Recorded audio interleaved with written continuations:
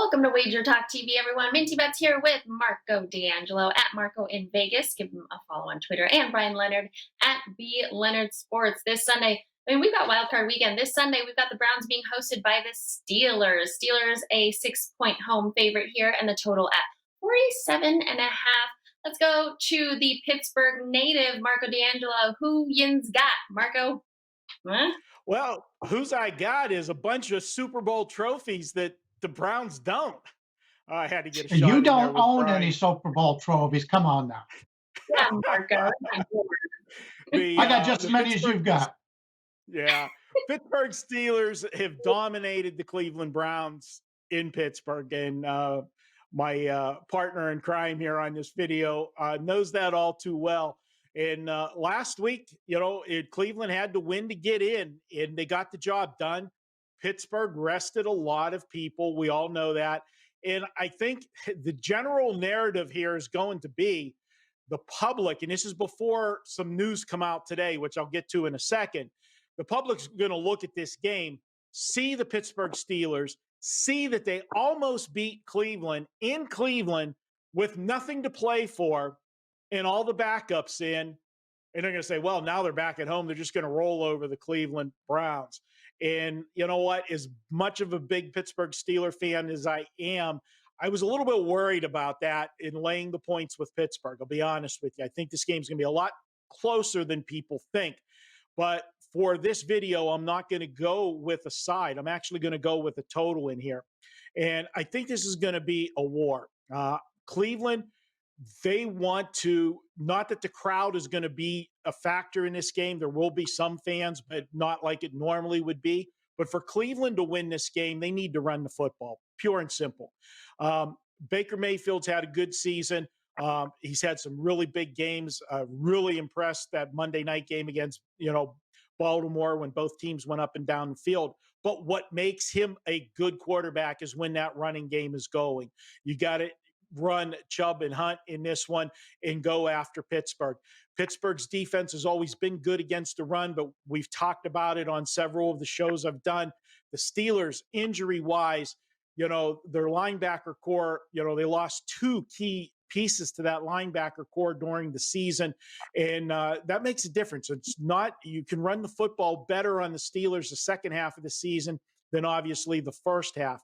But I'm going to look to the under in this one, guys.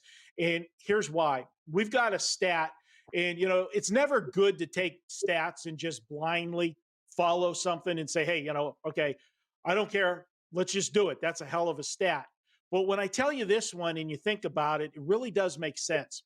When we roll into the playoffs, okay, it's the wild card weekend, obviously, is the first weekend. Everybody is still in regular season mode. The odds makers, the public, everybody, they're looking at what they saw all season. But when you get to the playoffs, it's a different animal. Teams play tighter. Teams don't take as many chances. And a phrase that we always use in sports betting is a lot of time a team will play not to lose instead of playing to win. All of that adds up to tighter games, and you hear the phrase, oh, it's a playoff atmosphere. Well, yeah.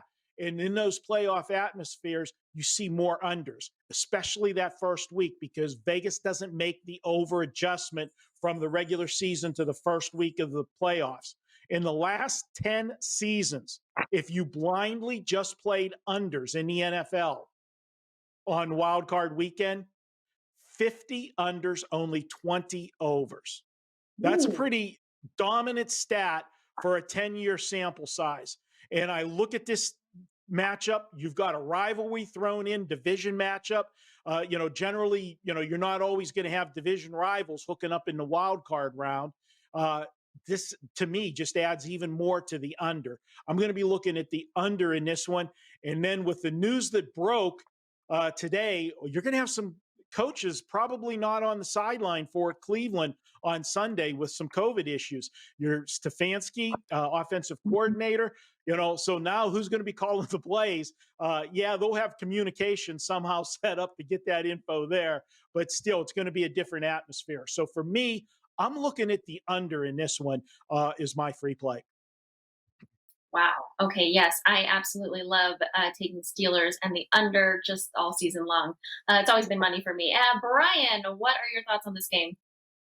Well, it is possible for a Cleveland person and a Pittsburgh person to be friends, Oh especially my God. when we agree on what the Pittsburgh person just said.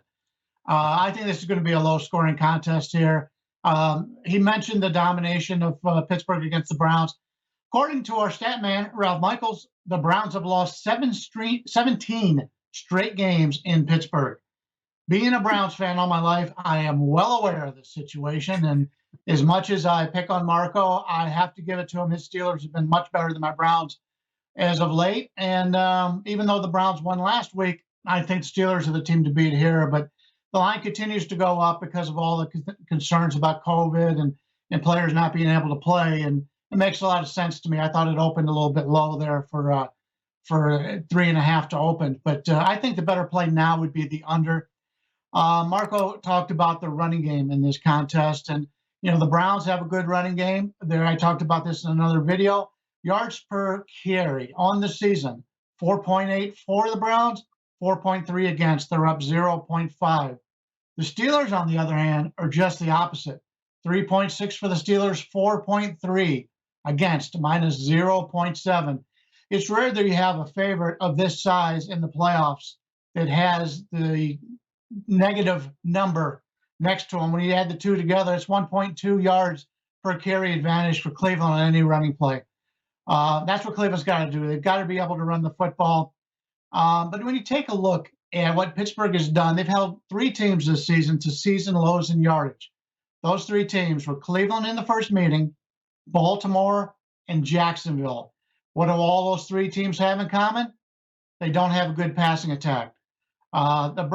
Baker Mayfield is good when he passes. They just don't pass enough. They let the running game do it. So as long as they could keep Cleveland from passing the football, which they have done, even last week they didn't have a lot of success against the backups. So I think this game goes under. It's looking at 47.5 right now. I think that's a good number to play the under here. I'm hoping the Browns can make this a good game. I'd love to see that, but I think the under is the way to go here, and I've got to agree with Yuns and take the under in this contest. All right, Brian, I totally forgot you're from Cleveland, and good stuff there. My favorite Ohio team, though, they're looking good this season. But my favorite Ohio team is the Bengals. Sorry. All right, guys. Every Monday is $9 Monday at WagerTalk.com and SportsMemo.com. All daily packages for Monday's action are only $9, including any 5% best bets, normally priced at $40.